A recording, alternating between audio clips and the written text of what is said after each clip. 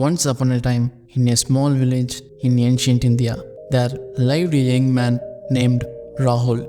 Rahul was known throughout the village as a man who had everything going for him. He was handsome, intelligent, and had a successful business. However, despite all his good fortune, Rahul was deeply unhappy. He was plagued by a sense of unease that he could not shake, no matter how much success he achieved.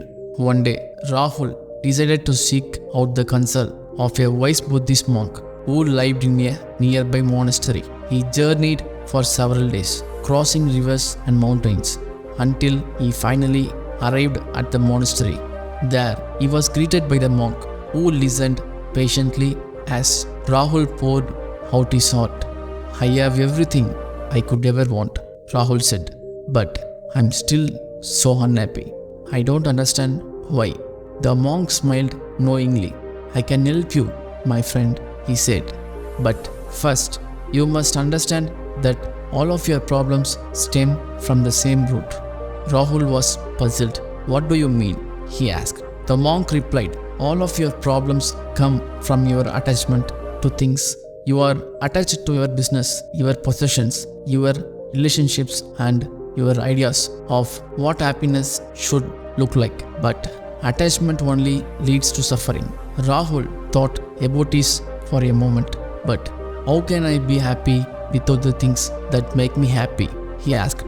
The monk replied, "Happiness is not something that comes from external things. It is something that comes from within.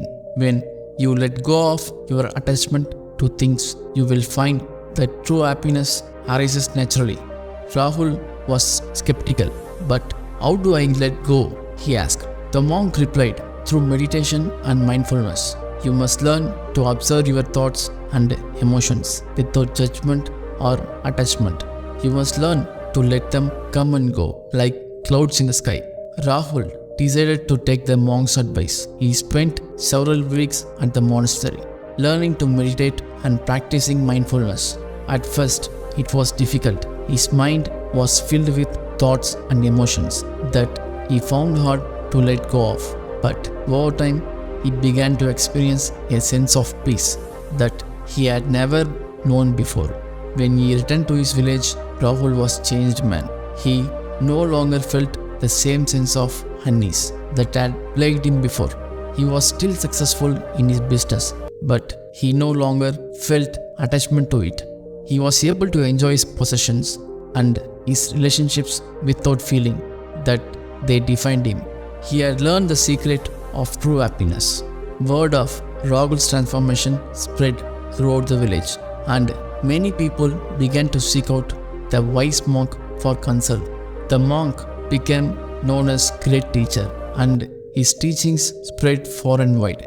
People began to understand that all of their problems stemmed from attachment, and they learned to let go of their attachments through meditation and mindfulness.